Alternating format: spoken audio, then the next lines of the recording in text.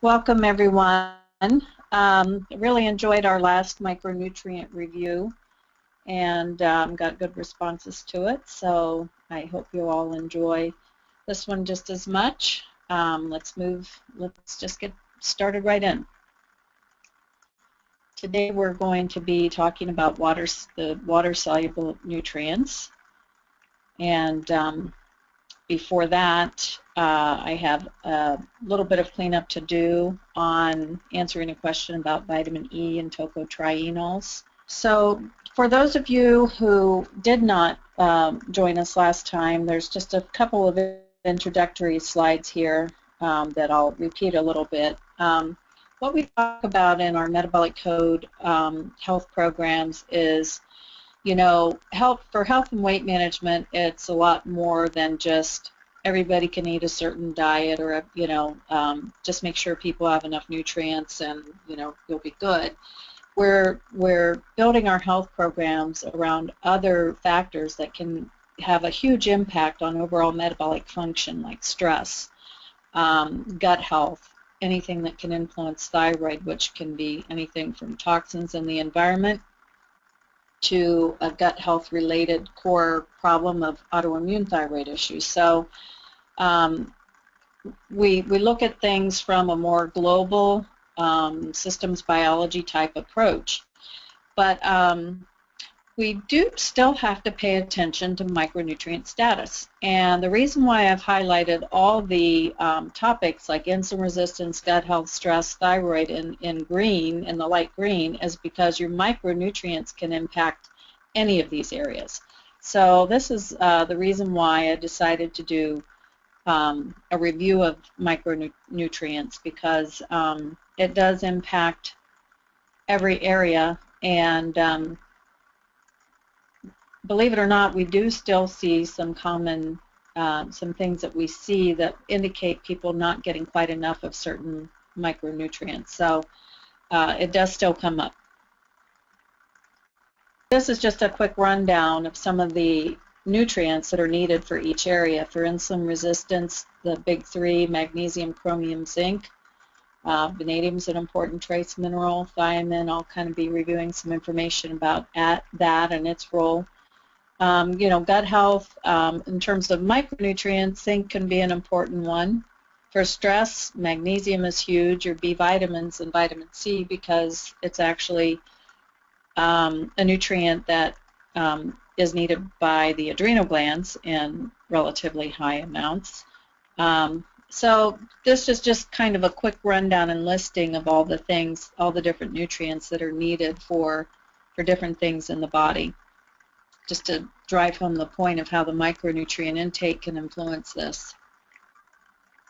So as we review, I go through the nutrient itself, what it's needed for in the body, the deficiency symptoms that we most commonly see, are there any toxicity issues with the nutrient, and then what the RDAs or DRIs are for that nutrient, along with upper limit on that, and food sources, and then if there's anything else that influences, the particular nutrient.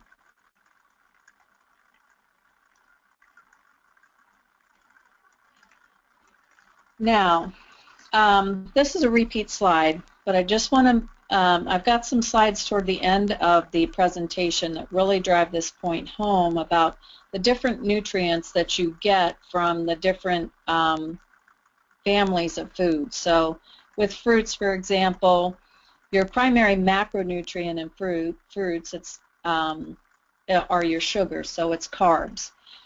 You'll see things like maybe a gram of a protein in a fruit, and it's normally in the skin. So, but it comes along with a good bit of water in each piece of fruit that you eat. There's always a little bit of fiber, but the micronutrients that you tend to get in fruits are vitamin C and bioflavonoids, depending on the color of the fruit, maybe some beta-carotene or, vitamin A source. You'll see folate pretty commonly, and always a good bit of potassium. Surprisingly, there'll be trace amounts of fatty acids.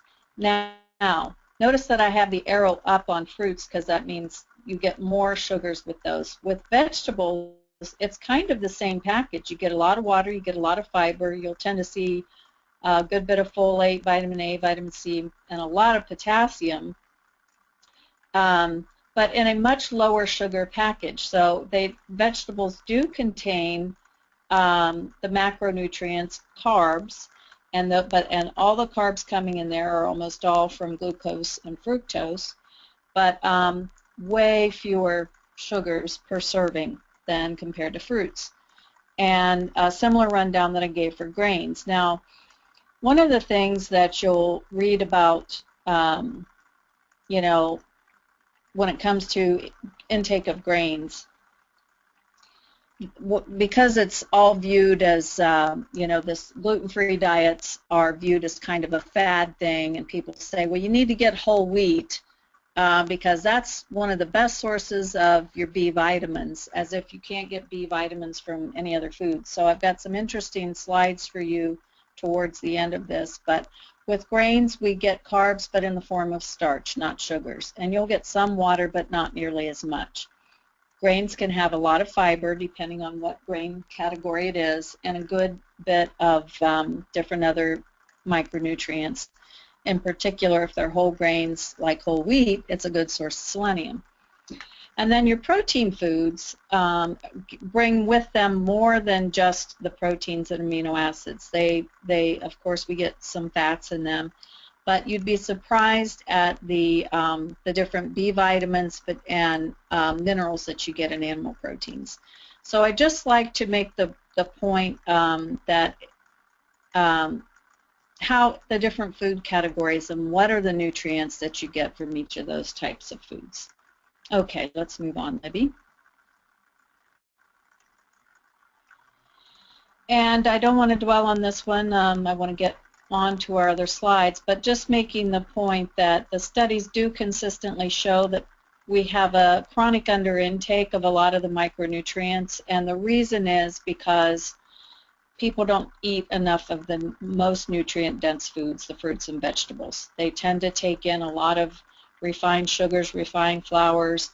Heck, you know, you look at some diet foods and you're eating a mass of something, but you know, there are hardly any real nutrients in them. So it's very possible to get through a lot of days eating very few really good energy nutrient packet foods. So and then even if you do try to eat more conscientiously and eat healthy, we have this challenge that the nutrients in foods are declining, and I went through this early in the part 1 of this webinar, but just to remind you, one of the examples was there are people that have been following the nutrition content of foods from the 1950s to the present day, and every year the nutrients tend to go down, down, down. So for an example, magnesium in Brussels sprouts from the 1950s to now has reduced to less than half what it used to be. Because if you think about that, the RDA for magnesium is about 300 milligrams. You look at taking in 100 grams of that food, that's about a half a cup. And you just think, well, if I eat a cup of Brussels sprouts each day and I eat a green salad that's loaded with magnesium and I have nuts and seeds, I could come pretty close with a decent, nutrient-dense diet back in the day, but not on these 8 milligrams per 100 or less. So the nutrients in our foods are declining. And in addition, we have things that tend to deplete nutrients on us. If we're having to take prescriptions of any type, if a woman's on oral contraceptives, we're not even talking necessarily treating something, but you're on a, something for birth control. The oral contraceptives deplete a lot of nutrients. But look here, real common, metformin depletes B12. That's a very common, drug for insulin resistance, as most of you should know. So it's just between the combination of the nutrients in foods declining, people might need to be on a medication of some type that depletes nutrients, and then we could have increased needs as well. So you know, when you're under a lot of chronic stress, your body burns through B vitamins much more quickly, and vitamin C.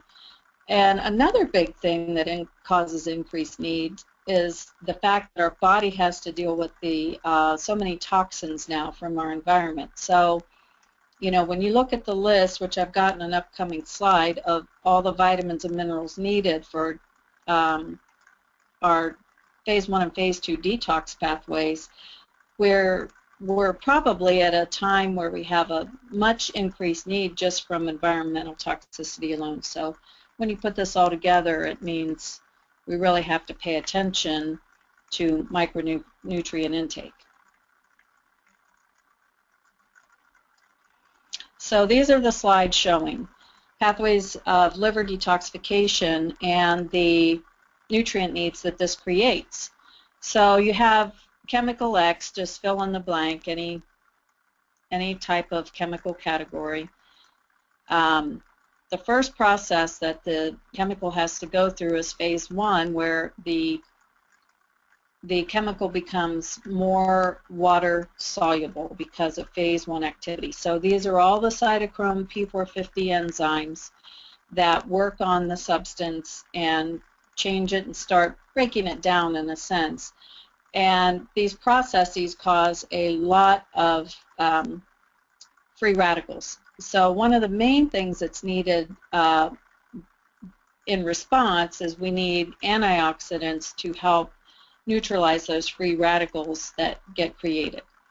So then you go down below with phase 2 and you see there are different phase 2 pathways. There's the glucuronidation pathway, which needs fiber, which is a macronutrient, but magnesium and B vitamins in particular, and also sulfur compounds. Or there's your acetylation pathways that need more of your B vitamins and C vitamins, and they require a base amino acid for these processes. And then there's your glutathione pathway, where we need a lot of cysteine and our methylating vitamins, which are, of course, your B6, B12, and folate. So that just gives you a baseline of a few. So I think it's the next slide where I have them listed out by phase 1 and phase 2 specifically. We can go ahead and advance. So you see here antioxidants are at the top of the list for phase 1. We also need choline, vitamin C, vitamin E, niacin, copper, magnesium, zinc, and omega-3 fats are all nutrients that are needed for phase 1 processes. And phase 2, we need all those amino acids that I showed and had listed: folate, magnesium, manganese, selenium, riboflavin, pantothenic, vitamin C, and zinc. And I'm not sure that this is completely comprehensive. There may be a few more, but just to give you an idea of how much our detoxification processes of the body require a lot of micronutrients.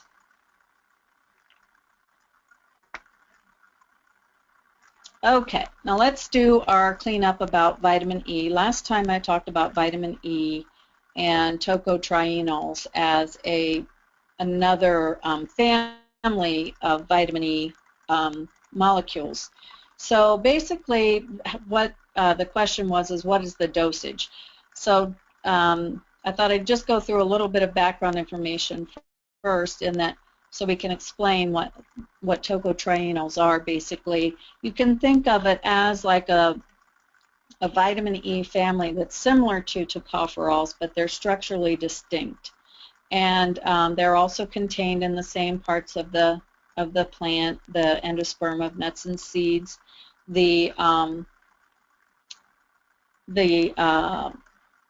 oh, I'm not thinking of the word, but like the kernel in the middle of an apricot, the dicot in the middle. It's like the seed and that type of fruit, like peaches and apricots, that would contain some. And it's also in palm and rice bran oil. Now, what's been going on lately is looking at the action of tocotrienols in the body, and what they're finding is that it seems to be much more potent than even the alpha tocopherol and delta tocopherol. The tocopherols, in terms of its antioxidant capacity and therefore its ability to be neuroprotective in particular, is an area that's being researched. But it seems to have very strong anti-cancer activity as well, and in fact, they're looking at tocotrienols. They're looking at delivering them along with chemotherapeutic agents and finding it to help the ability of chemotherapies to work better because of the fact that they take out some of these inflammatory pathways that end up causing the chemotherapeutic agents to not be effective against the cancer. So it's a real exciting area of research, but they're so anti-inflammatory because they inhibit COX-2 enzymes. They also inhibit IL-6 and TNF-alpha production, so very, very potent anti-inflammatory actions. And I think we should have another line or two there. So one of the issues that has come up with tocotrienols is the fact that they don't have a transport mechanism. If you look at the information on the Linus Pauling library, which I recommended to you last time, it's Linus Pauling Institute is part of Oregon State. They have fantastic information on each of the nutrients, and they have said that basically they seem to not pay a ton of attention to tocotrienols because of the fact that the body only has a transport mechanism for tocopherols, and they get transported with a tocopherol transport protein. So they've been looking at, well, how do tocotrienols absorb? They don't have a known transport mechanism for a long time. Now they're found that they absorb through the micelles into lymphatics. So anything that absorbs rather directly like that, you need fat in the diet and you need bile salts to be able to absorb them. But from there they circulate and they exert their mechanism of action and then they're excreted. So what manufacturers are doing is looking for the best types of emulsions that will improve the absorption of tocotrienols. Is there another line there, Libby? Okay, so the dosages. So I was a little bit high on my guess on part one. The dosages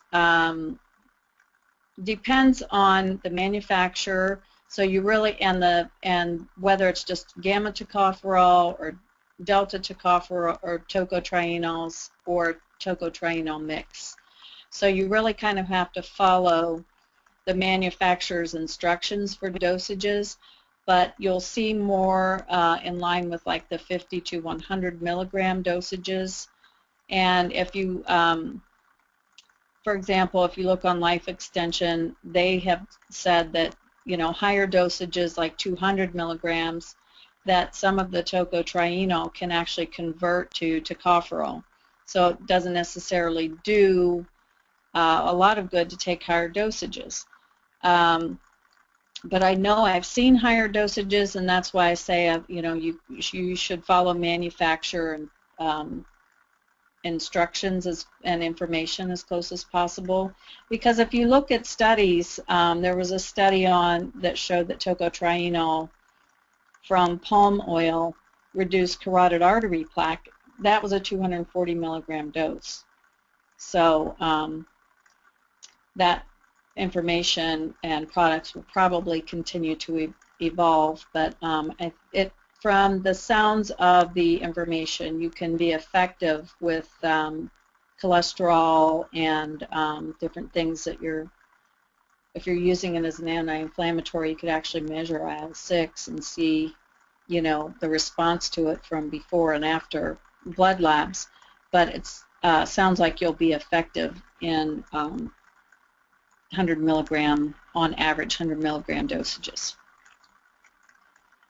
So let's get into our water-soluble vitamins. Vitamin C, we start out with. This is an amazing nutrient. For maintenance, I really do feel that, you know, the once you have a person sort of metabolically more balanced, more nutritionally balanced, and they're eating a good bit of fruits and vegetables, I feel like you could get by with a, you know, 90 milligrams is the DRI for men and 75 milligrams is the DRI for women. You can keep most people pretty healthy and well on those types of dosages.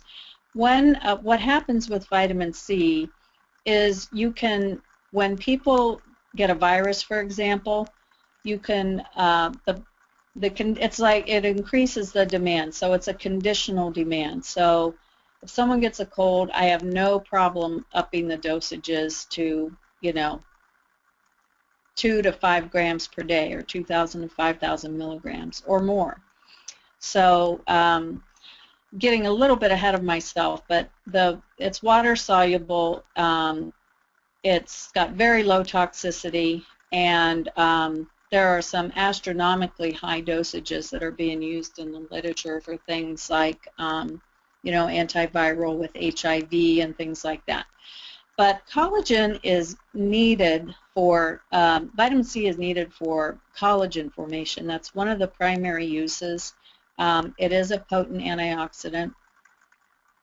But you really need to think in terms of vitamin C as a really important immune support. I'll never forget in my biochemistry class in college, took a couple of biochemistry courses, and my professor studied vitamin C for a while, and what he said was that they couldn't believe how much more active immune cells became when a dose of vitamin C was given. And I've never forgotten that, because I know a lot of the studies would have you think that vitamin C does almost nothing, and for example, for fighting a cold. However, most of the studies don't go up all that high on dosage. And what it comes down to is a pretty solid reduction of time or duration or severity of symptoms of cold and flu, and most people will take that. And the bottom line for me is it's not a question whether vitamin C supports immune function. It absolutely does.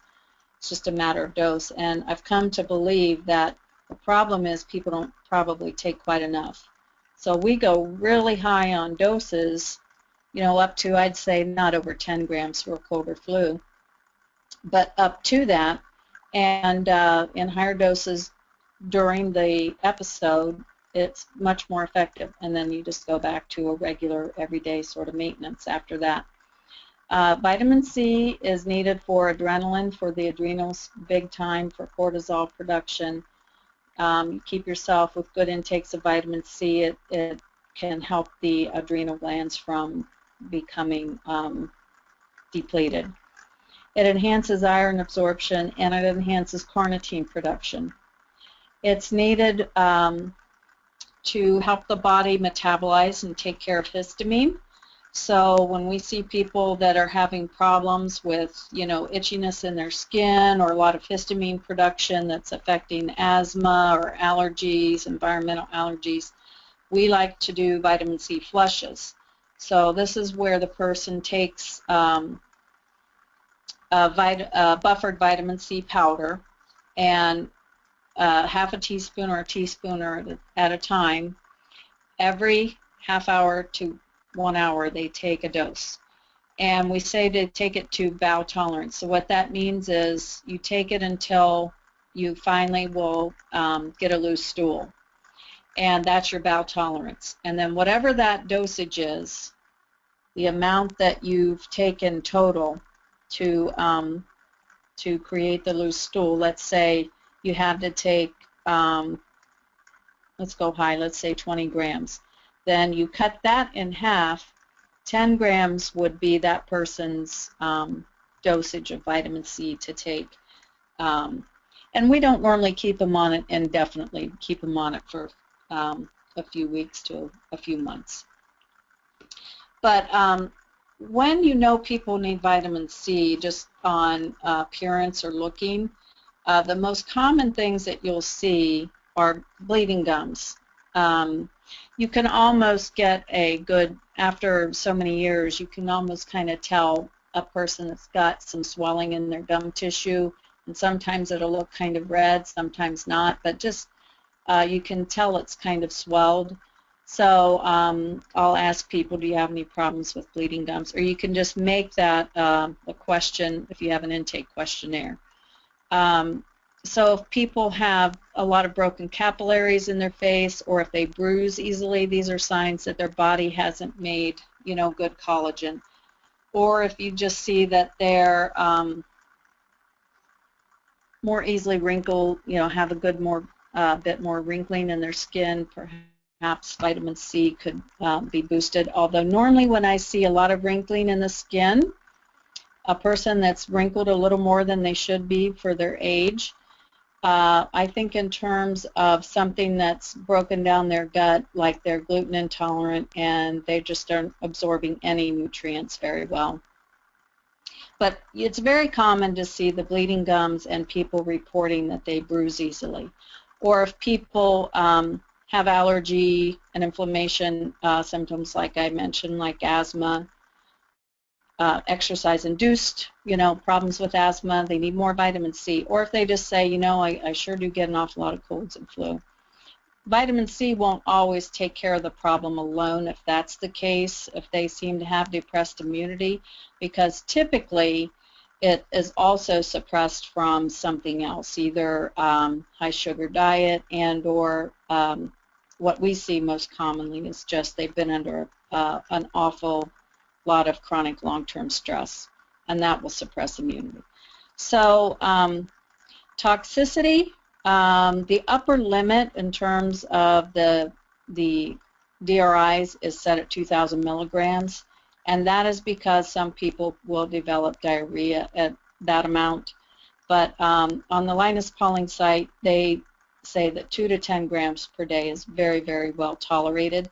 There is one minor issue that might not be so minor if you've gotten kidney stones, but dosages of 1,500 milligrams in one study did find that it increased the risk of kidney stones somewhat. This was a study in men, but the studies have not been consistent on that at all, whether it does increase risk for kidney stones. They know that when people take in more vitamin C, you have more oxalates in the urine, but it doesn't always necessarily mean that it's going to be prone to forming into a kidney stone. So that's the rub with that. My bottom line on vitamin C is if I'm having to give constant, 5 gram or up dosages, I think the people have something else going on. So we really tend to work more in the 500 milligram range, or 250 to 500 milligram in terms of a maintenance dose. Like I said, once we have everybody's other issues worked out, and then we have it on hand for being able to take higher dosages if you start to feel a cold or flu coming on. And then, of course, you can get plenty of vitamin C when you're eating a lot of your fruits and vegetables. Kiwis are a particularly good source, and bell peppers, the red peppers are actually the highest, but strawberries. So a lot of easy ways to get good vitamin C in your diet.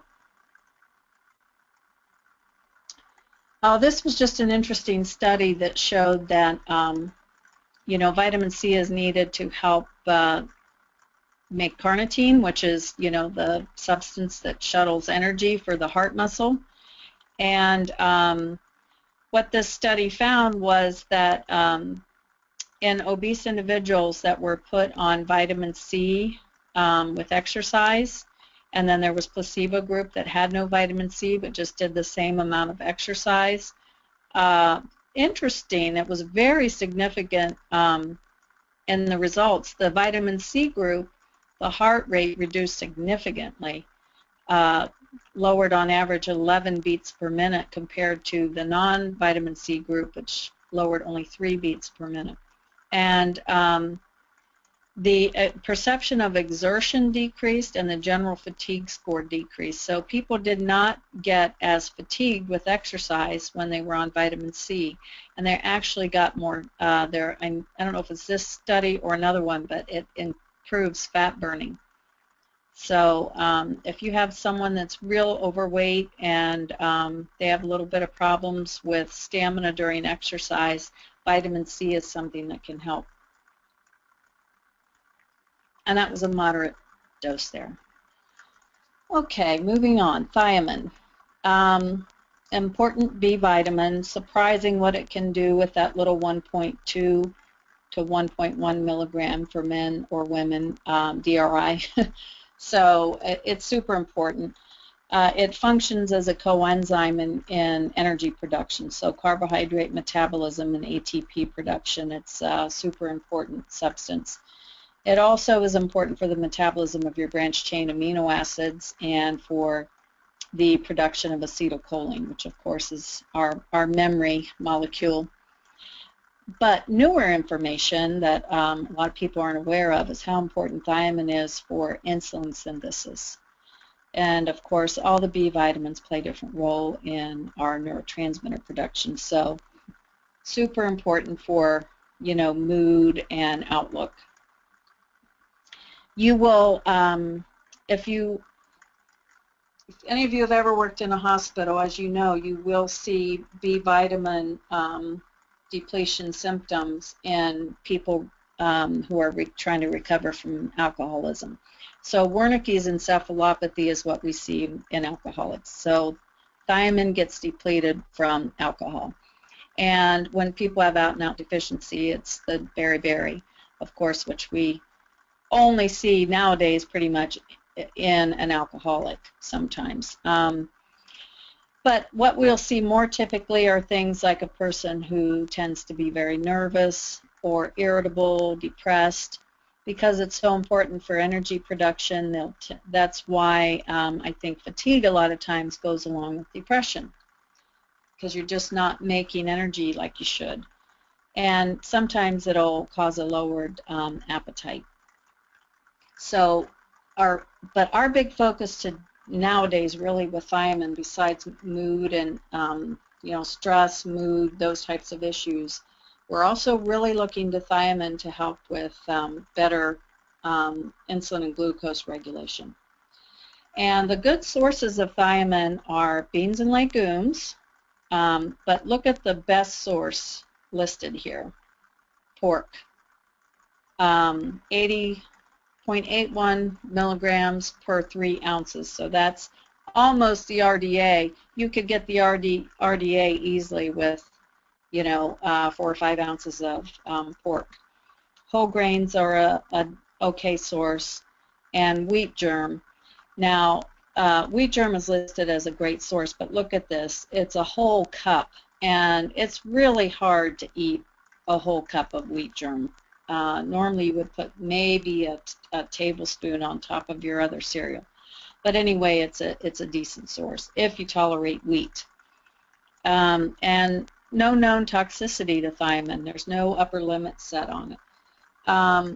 As I said, alcohol depletes, and there's the thought that some of the tannins in coffee and tea may lower the absorption somewhat.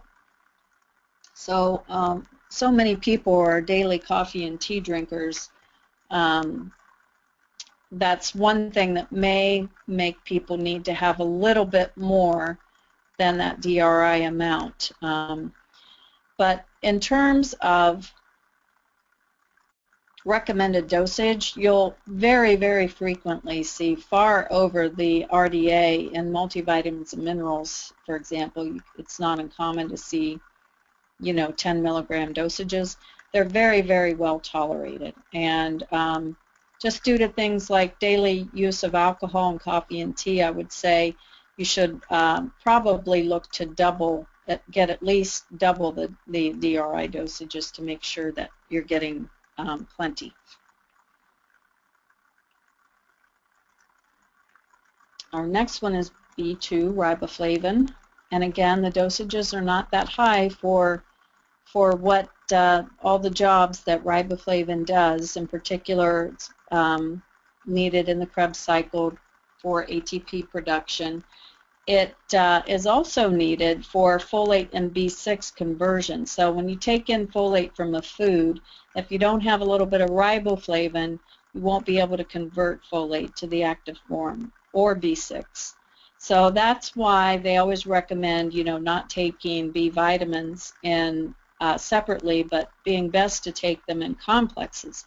Not only because folate and B6 need riboflavin for conversion, but because the taking in a lot of one will tend to block absorption of another one. So you always want to take them in balance. But riboflavin, look here, a really important role in keeping glutathione active in the body, and therefore it's very critical for lowering oxidative stress, because glutathione, as you know, is an important antioxidant for the body. Interesting deficiency symptoms that you see with riboflavin.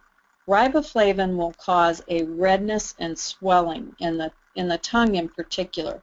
But if you see people that have real red lips and real red tongue, think B2 deficiency. Chelosis is the cracks at the corners of the mouth. And normally if I see someone with chelosis, they're on a lot of medication. So they're on things that are depleting their nutrients. If you see, I don't see this very often, but if you see an oily, like scaly skin around the nose and mouth, that's associated with riboflavin. And again, riboflavin is, you know, of course, needed for neurotransmitter. All the B vitamins are. So you'll see that depression is listed as a deficiency symptom, and nervousness again.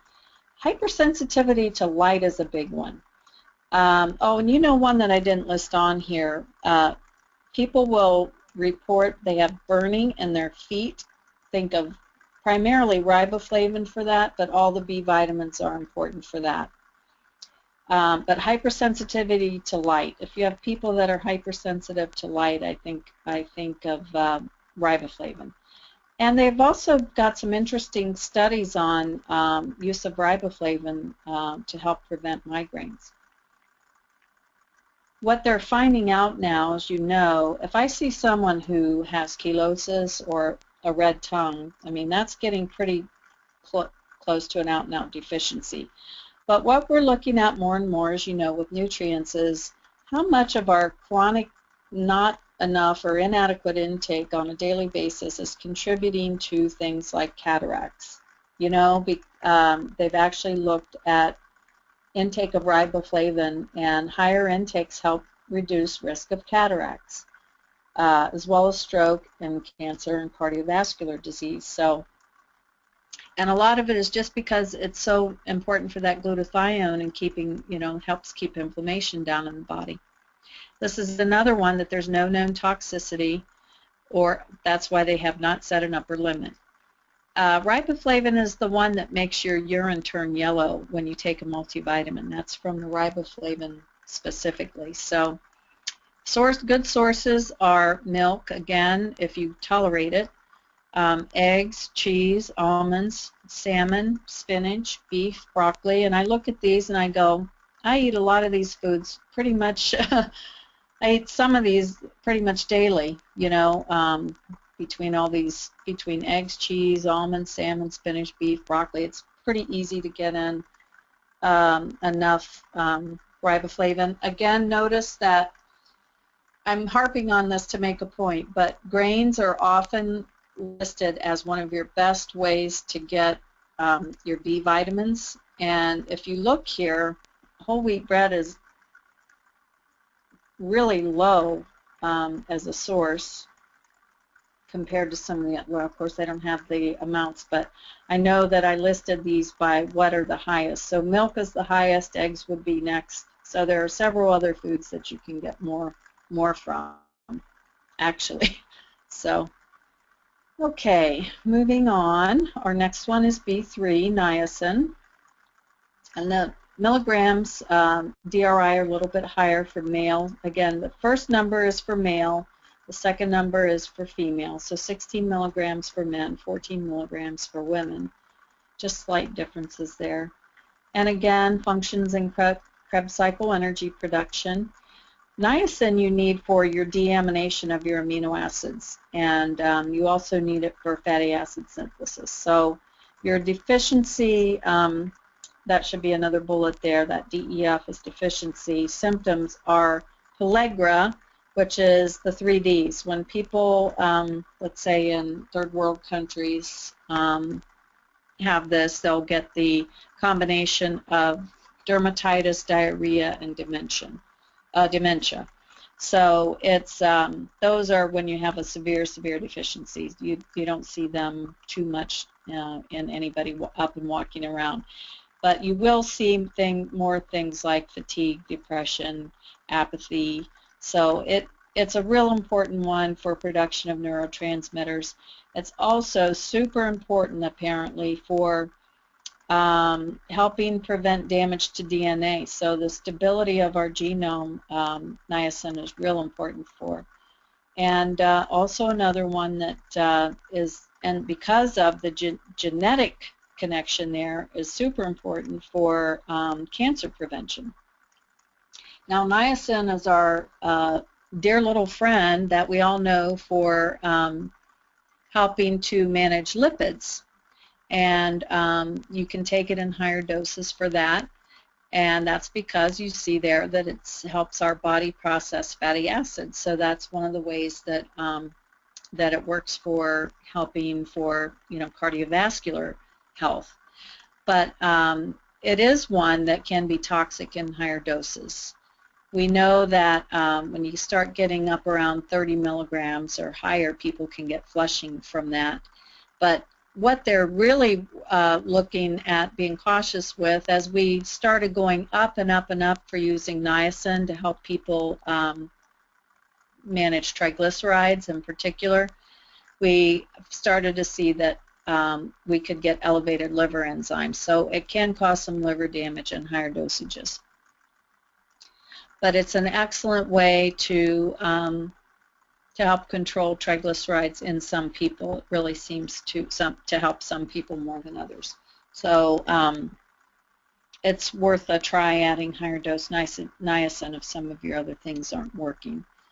But good sources, again, look here, these are animal protein sources, are really your best sources. Turkey, tuna, chicken, all you get about 10 milligrams per 3 ounce. So again, with a good protein intake, it's pretty easy to get the RDA just with eating a higher protein diet. Beef is 5 milligrams per 3 ounce. Fortified cereal is a real good source if you can eat some grains and you tolerate them fine. But your whole grains and legumes are a decent source, but not nearly as high as some of these others. You can also make niacin, your body can make niacin from the amino acid tryptophan.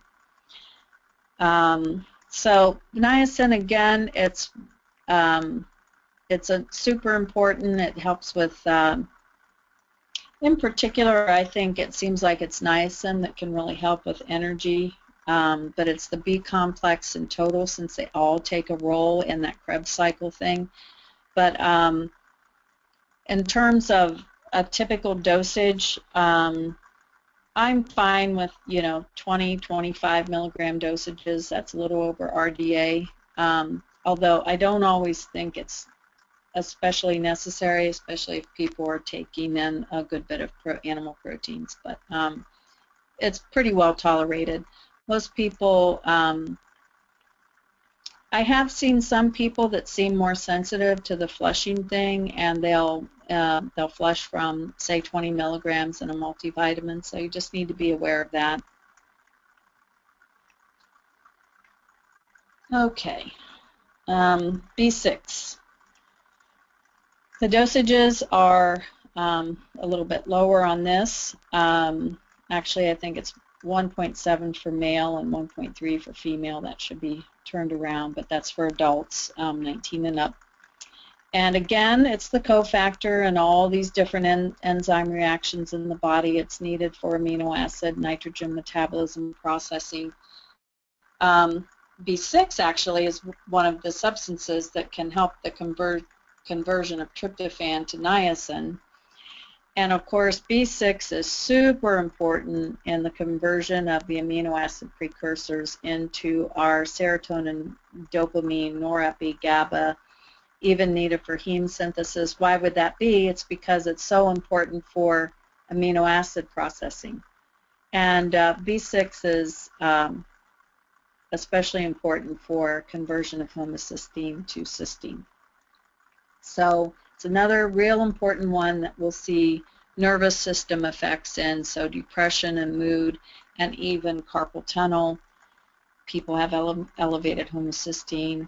We want to make sure they're getting adequate B6 and folate and B12. And can influence cognitive decline. Kidney stones. When people have a tendency towards kidney stones, B6 is one of the important nutrients to supplement in people. And you can get plenty of B6 from a wide variety of foods, but some of your better sources are potatoes, chicken, turkey, salmon, banana, spinach. Interesting vegetable juice cocktail like B8 is actually a decent source. You can get in too much B6 in these very high dosages when you start approaching 100 milligrams, and 100 milligrams is set as the upper limit. Numbness and tingling in the fingers is the most common thing that you'll see. And so if people take 500 milligrams per day for a while, that's when you'll start to see that numbness and tingling set in. I've actually seen it set in lower doses, but I have seen that here and there. Where I'll tell you where I saw that is in people that were doing chelation. And once they went off of chelation, they stayed on that very high vitamin and mineral that they were given for when they were taking chelation, and when they were no longer on the chelation, they didn't need the high dose and they got the symptoms. That's one example I can remember for sure. Okay, folate. Our DRI is now set at 400 micrograms per day for folate, and it gets converted to the active form, the tetrahydrofolate or tetrahydrofolic acid. And it's one of the super, super important ones for maintenance of our DNA and RNA, for synthesis and repair. So not just for maintenance, but for synthesis as we're making it. It's real important in cellular division, genetic transmission, and so it's one of our major methyl donors that's super important for epigenetics. So it's those methyl tags on our genes that influence the expression of our genes. And it helps convert homocysteine to methionine and then on to SAMe. There's supposed to be an E on the end of there. Sorry about that. And again, another real, important one in depression and anxiety issues. If you see people with elevated homocysteine, it's the nutrient responsible for when you don't get enough, it causes megaloblastic anemia. And of course, how folate became very well known was when pregnant women don't get enough, it can cause neural tube defects in the baby.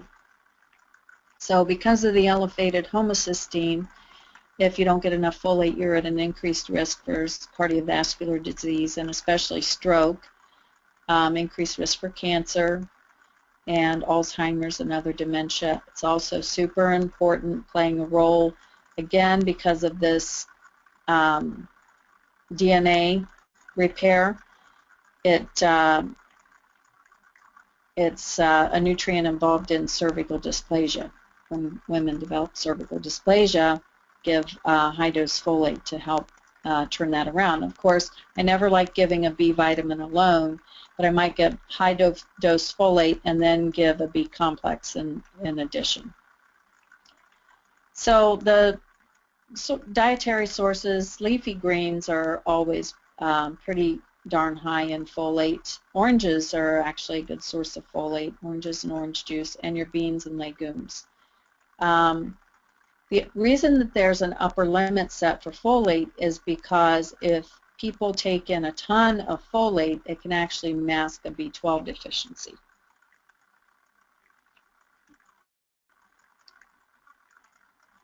Okay, next is just a reminder, and I'm sure most of you do this already, but we try to make sure that everybody gets screened for the MTHFR polymorphism, to make sure that their body can convert folate to the active form. If they have that polymorphism and they can't, they're going to be more prone to blood clots, to depression, and so it's super important to make sure that people get screened for that. And if I'm doing folate, for example, to try to help get homocysteine down, or to take care of a megaloblastic anemia, you can go up to 4,000 micrograms per day, but then I do try to get it back down to a 400 to 800 microgram dose, so we don't take a chance on masking any B12 problems. Okay, next we have B12. The DRI is 2.4 micrograms per day, which is pretty low. This is one where people tend to do much higher dosage. It's a super important methyl donor, another one that you need to bring homocysteine down. Again, important for the metabolism of all our carbohydrates, protein, and fat. But B12 is super important for nerve axon growth and maintenance and formation of the myelin sheath. And that's the one that tends to be most responsible for neuropathies, is B12 depletion. But a lot of people don't realize that it also plays a role in bone cell and in bone activity and metabolism, and that it works along with the folate to make, most people know it works along with folate for red blood cells. So anemias, folate and B12 will be important in correcting non-iron deficiency anemias. So B12 is an interesting vitamin because you need that intrinsic factor, and you need good stomach acid production to absorb it. And so because as people grow older, they tend to lose their intrinsic factor and their HCl production may go down. That's why you tend to see elderly people that are more at risk for developing B12 deficiency. And when I was doing conventional dietetics, I always liked it when I saw very proactive nursing homes that were very good about testing all their residents for B12 deficiency. What I would say is the most common thing that you'll see for B12 deficiency is symptoms are either elevated homocysteine or anemias, but you will see B12 can really help depression, especially in elderly, or if an elderly patient seems disoriented.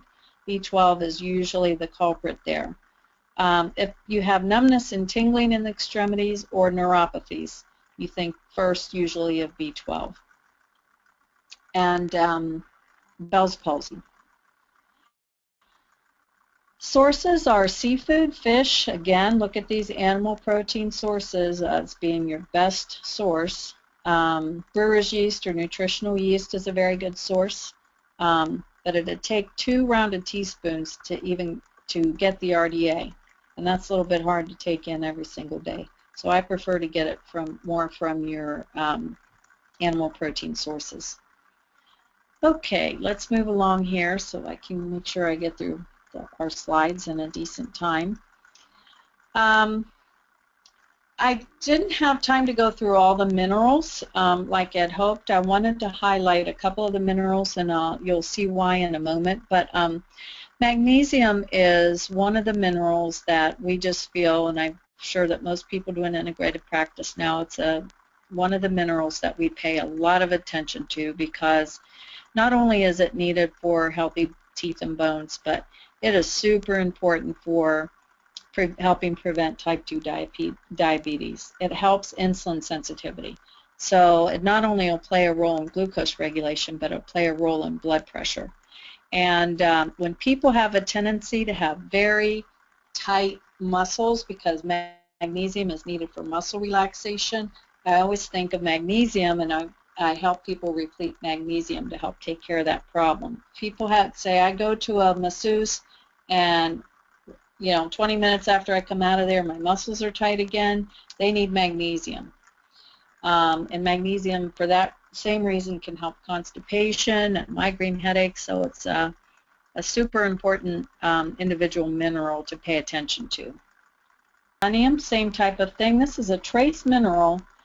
We only need 55 micrograms per day as a DRI, but so important for detoxification processes in the body, conversion of thyroid hormones, and that's just a super important trace mineral for our health. Dietary, you can get well over the DRI in one Brazil nut, believe it or not. And then again, your animal proteins are good sources, and actually whole grains are a better source of this particular nutrient, but not everybody can tolerate whole grains. Okay, let's move on. And that's just one of an early study that sort of brought to attention how big of a role selenium can play in cancer reduction. Okay, let's move on. It's because it's needed for detoxification enzymes in the liver. This was one that found the combination of omega-3 fats along with vitamin A and selenium helped ear infections, helped reduce ear infection symptoms in children. Okay, let's move on. So there are a whole lot of other vitamins and minerals I didn't get to talk about, and you're sure more than welcome, if you've enjoyed this series, to request another one at some point. I'll be glad to pick it back up and go into more of the individual nutrients. And the next slide shows a few more. And it's just amazing, all the different, nutrients that our body needs, and all the things in foods that help us stay healthy, including the phytonutrients, which do not fall into there are substances in plants that have really important activity for our health, and they're not a vitamin or mineral, though, but our body still needs them. Okay, next slide. So these are just some of the actions that these phytonutrients perform in the body.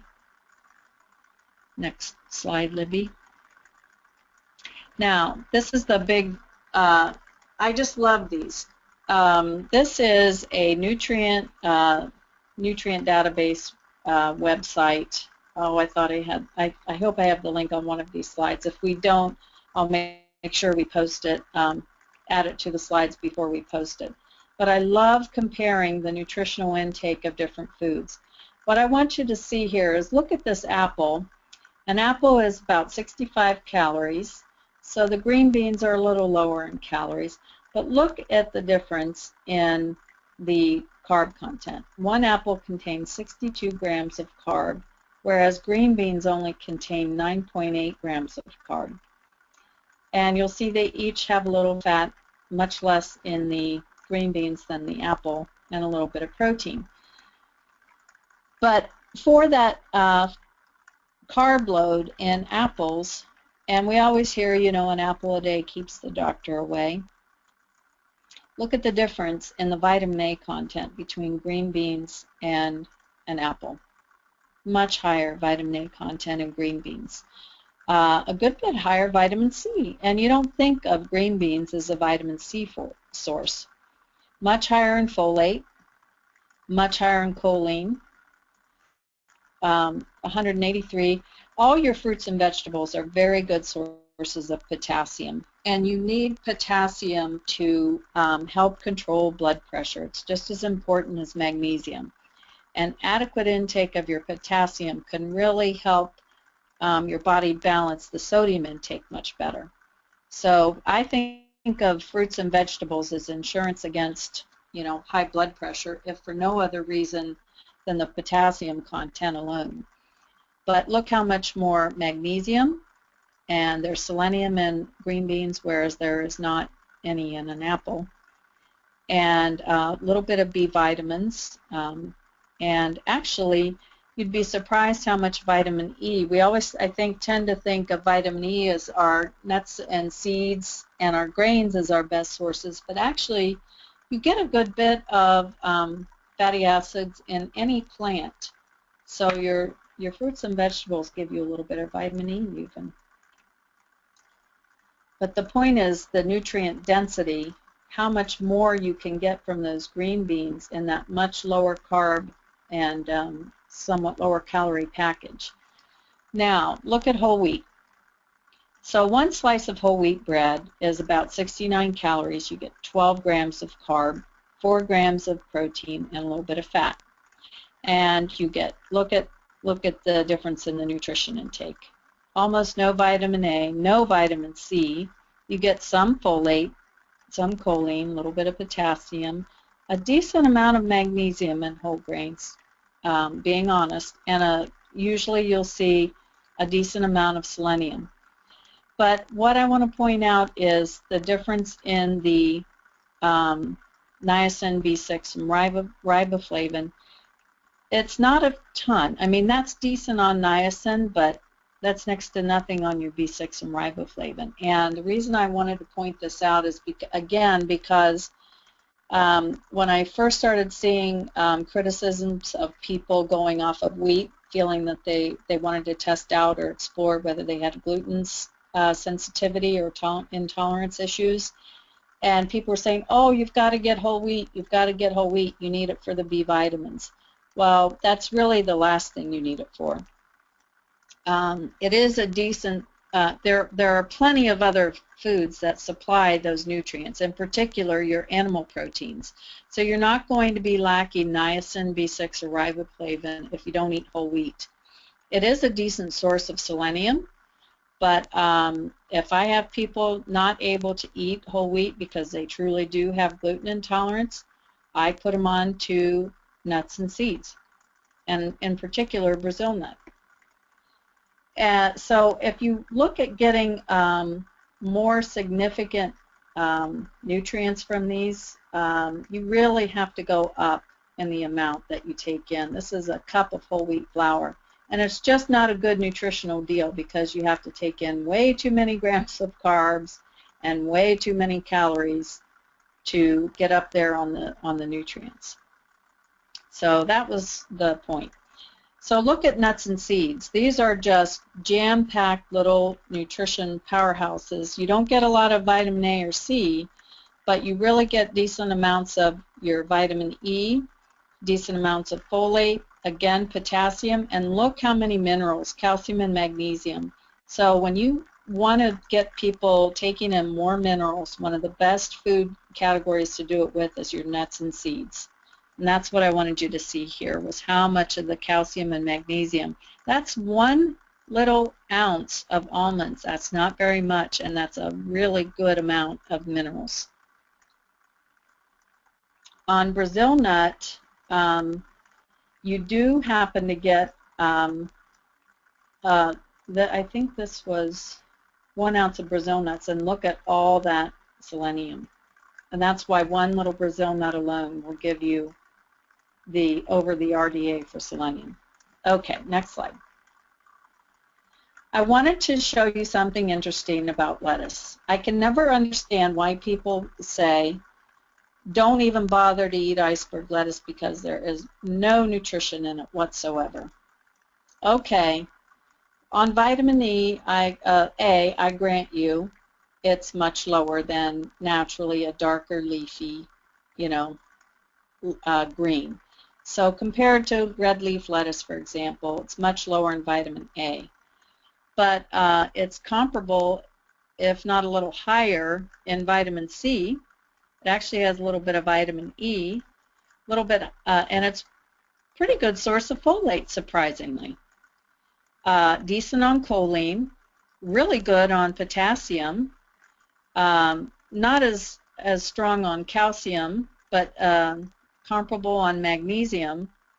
And so if people want to eat a little bit of iceberg head lettuce here or there, I don't see any reason not to. Yes, you can get way more vitamin A with your deeper, richer greens, but you know, sometimes I'll order a wedge salad from iceberg head lettuce when I'm out at a restaurant. I look at it almost as kind of a junk food, but you get a decent amount of nutrition in it. It's not like it's ridiculously low. So if they say no nutrition, I would expect to see all zeros on that left-hand column, and you just don't see it. So I just thought that you guys would get a kick out of knowing exactly what is truly in iceberg lettuce. So are we meeting nutrition needs today? You know, we're not seeing outright deficiencies, but yes, we see, you know, deficiency symptoms here and there. And we especially see problems from chronic long-term under-intake of specific nutrients like chromium and magnesium in particular for blood sugar regulation. So, you know, we gotta help people out sometimes, and you have to look at what they have going on with their health. You see people that just have a lot of insulin resistance, have a very hard time controlling blood sugar, for example. You want to give chromium, magnesium, zinc, vanadium. You want to give those blood sugar regulating nutrients. Okay, let's move on. So that was what I wanted to show you with my next slides. Is that's our whole approach with the metabolic code. Not just the diet itself is ancillary to this. You know, if I have somebody that has a lot of insulin resistance, we'll take the edge off of the demand by lowering that glycemic load. If we see people that have inflammation issues, we take down the food allergen, the common food allergens, to lower inflammation. And we work all that together along with micronutrients and supplements to help them be effective with their health needs. Okay, moving on. So I wanted to show you some examples. One of the things we evaluate with our health assessment questionnaire in the metabolic code program is blood sugar. So these are some examples of some of the questions on blood sugar regulating issues. And if they come up high on their score between their answers on the questionnaire, and especially adding in the labs. And one of the big things here that will make people score a lot of points, it's weighted to score more points if people say, when I gain weight, I gain it in my midsection, because we know that's the weight that's caused by insulin resistance, is weight that comes on around the waist. Okay, moving on. So the next slide shows what we would do. Improve the diet. So the metabolic code diet is a low glycemic load diet. And then we would give them supplemental support. So our metabolic code diet product for blood sugar regulation is GluteReg4. And it contains chromium in the polynicotinate form, alpha-lipoic acid, which is a nutrient I didn't get to talk about, benfotiamine, which is a thiamine, fat-soluble form of thiamine, a new nutrient that they just found out about called PQQ, and vanadium. And that is our combination product, and I have seen that product alone turn around energy and insulin resistance in people with mild insulin resistance. If they have more advanced insulin resistance, we need to do the low glycemic load, and we may want to give them magnesium separately. In fact, we almost always do. And then if their insulin resistance has progressed to the point that it's caused lipid elevation, then we'll add a product like triendohelin, which will help specifically to help regulate the lipids better. So that's how we put it all together to help people get the outcome that they want without having to, hopefully, without having to go on a drug. So this is just extra information on alpha-lipoic acid, what it does, how it helps with blood glucose balance and regulation. Move on through Libby because I'm running a little bit long. A little bit more information on benfotiamine. So that's a super ingredient. And it actually has clinical studies showing that it improves all those things that you see in insulin-resistant people. Going back, Libby, the end product of endothelial dysfunction that happens from insulin resistance, the advanced glycation end products, the markers of inflammation, retinopathy symptoms, all improved with going on benfotiamine. That's how powerful that ingredient is. Okay, next one, PQQ. So it improves insulin signaling and glucose by being a mitochondrial catalyst. It improves the burning of the fuel once it gets in there, which helps keep creating the ability to take in the glucose and get it out of the blood. Okay, so PQQ, next one. So this is just another example. We go through thyroid. If you go to the next slide, Libby, the thyroid, this is our thyroid support product, our Thyro-Metab. Contains the base amino acid tyrosine that's needed to make thyroid hormones, along with the trace minerals chromium and selenium that are needed for conversion and production, and bladderwrack, which is a natural source of iodine, along with ashwagandha, adaptogenic herb, and coleus. Okay, moving on. And that just explains what I just went through. Coleus helps that cellular energy production. So that's what our program is. We have specific formulas and supplements to address different needs. So if someone has a stress and sleep need, these are the products that we use there. And next one. These are our products for other areas of metabolic disruption, gut health, toxicity, inflammation. And it all is important because let's say you have a person that comes in and they say, I'm telling you, I am in a lot of pain all the time, a lot of inflammation. I have joint pain that keeps me from really being able to exercise. We put them on Inhibitox so they don't have to take NSAIDs to be out of pain, and it helps them become more active without breaking down their gut. So just to give you an example, this was a testimonial we got just last week from one of our practitioners who said that he put his client on the metabolic code program that was recommended from the Air Support Questionnaire and put them on the diet, and in 2 months got triglycerides down from 422 to 122. Dramatic. So this was combination of diet with supplements. The VLDL went from 2,800 small particle to 1,100, a very low risk number, moderate to low risk.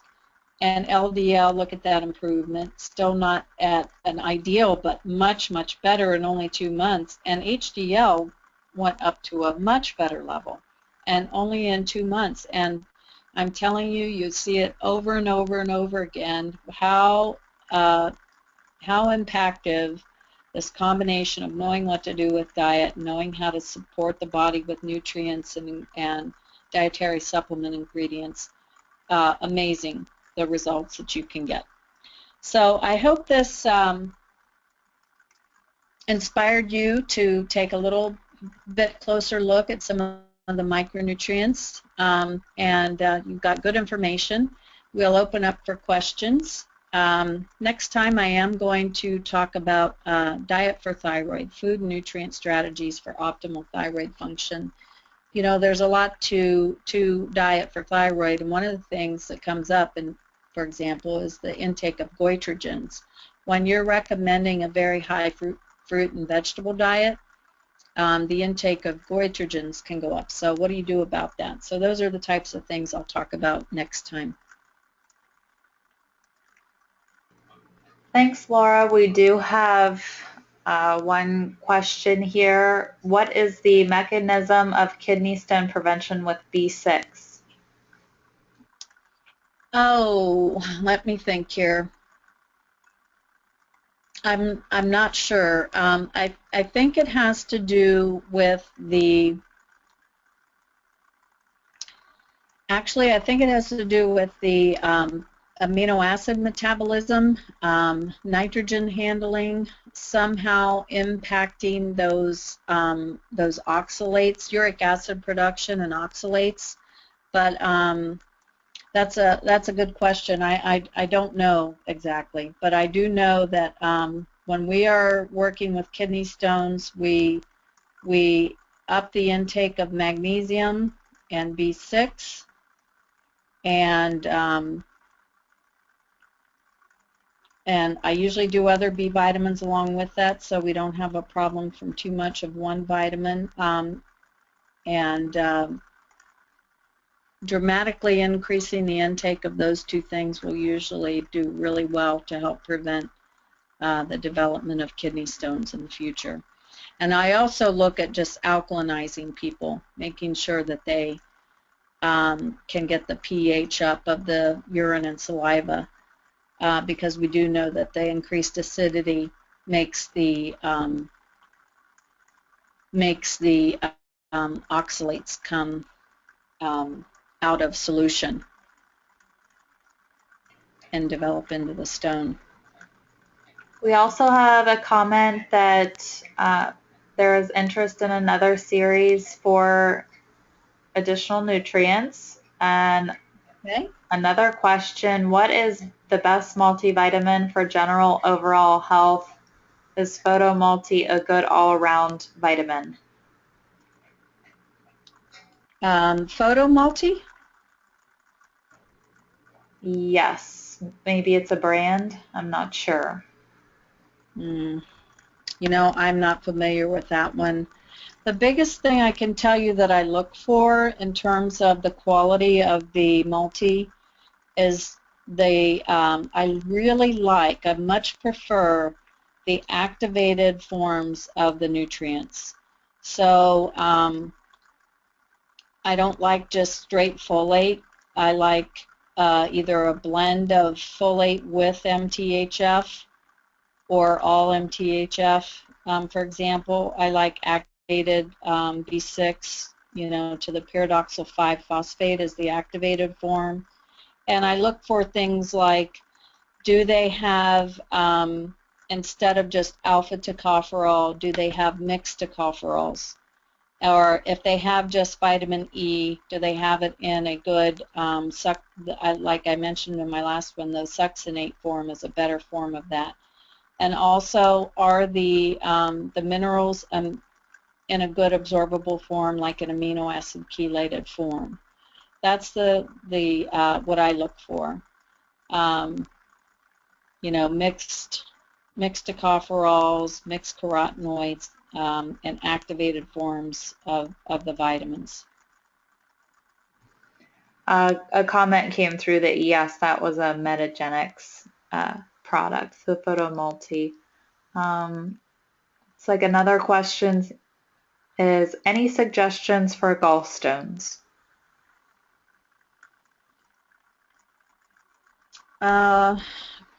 Actually, no. We do not do any of the,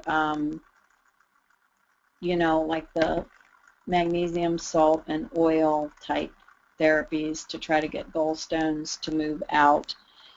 There's just too many problems from them. I know people that have said that those have worked, but they're pretty heroic.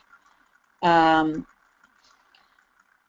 best thing for the gallbladder and for bile salts is to work with the liver. So we'll work with things like artichoke extract,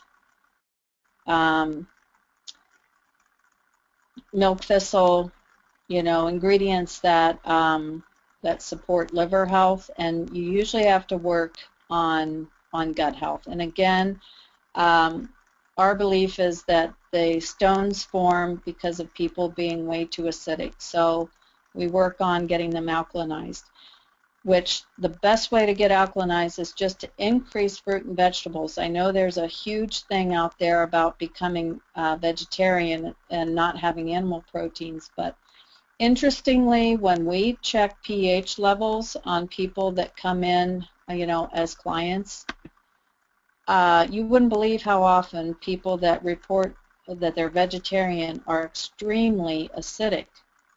And so, just taking animal protein out doesn't seem to do it. So we really feel that, and what we see consistently is keeping some animal protein in, but eating a lot of fruits and vegetables is the way to go for good alkalinizing. So that's the best I can tell you. We don't have a product or a protocol for once people have developed gallstones.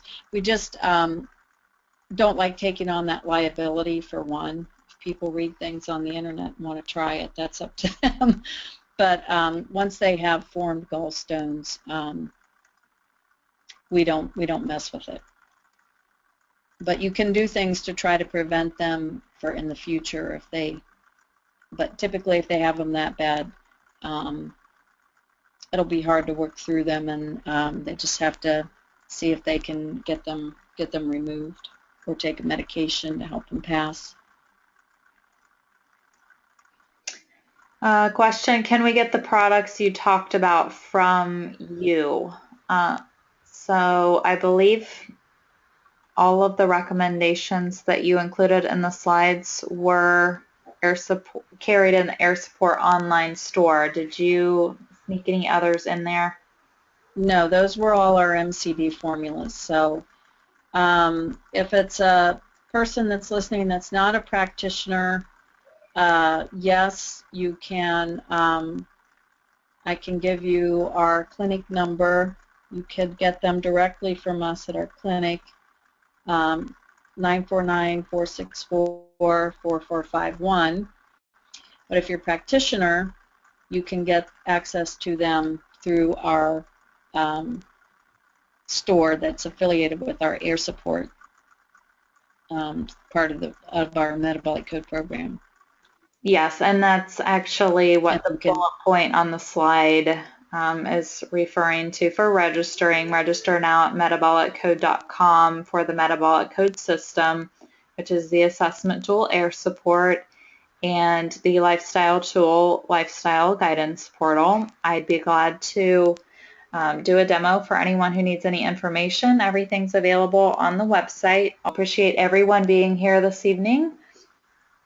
Look forward to seeing you at the next webinar. I will have that posted on our events page later in the month. Again, thanks, Laura, and everyone have a great evening. We'll see you next time. Thank you, everyone. Good night.